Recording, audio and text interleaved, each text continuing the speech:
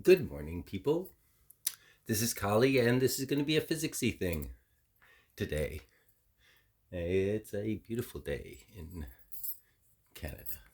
So, we're going to talk about quanta, photon, and mass. Okay, so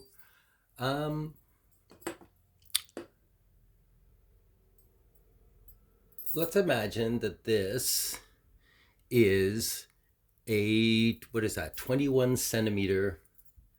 Let's imagine that's 21 centimeters. I didn't measure, it's just a tube I have lying around making wind chimes. Let's imagine that's 21 centimeters, right? Which is the lowest, that's the hydrogen and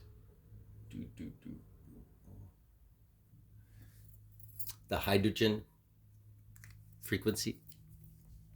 And I believe it is the lowest frequency of any, photon that you're going to get, because as you get mass, not that they're related, but as you get larger nuclei, you start to get higher frequency photons.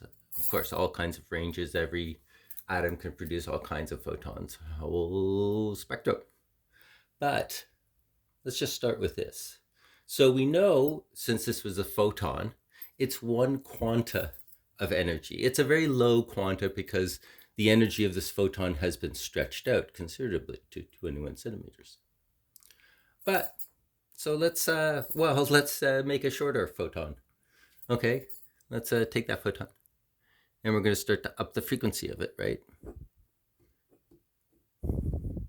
And this goes along with the mass of the photon as we measure it, because it has to do with the angular momentum of the photon.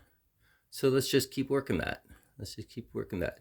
Whoa, this must be like an X-ray or gamma photon by now, because damn, in a second, this photon will be still propagating like this, I guess, or maybe it can't propagate anymore. That's the whole point. Since it doesn't have a forward component anymore at all, it would just become a mass unit. But all of these photons, right, are only one quantum of energy. It's just because it's been squished in that direction that the energy goes up and up and up and up and up and up and up and up and up. And I suggest that this, a photon in orbit, is what makes a neutron. And there's a beautiful paper in the Royal Society of somebody applying a wave model and just saying, well, wait, let's put that electron in the same orbit as the positive charge. And there we go. We have a neutron. A neutron is a photon in orbit. And that's where it gets its mass from.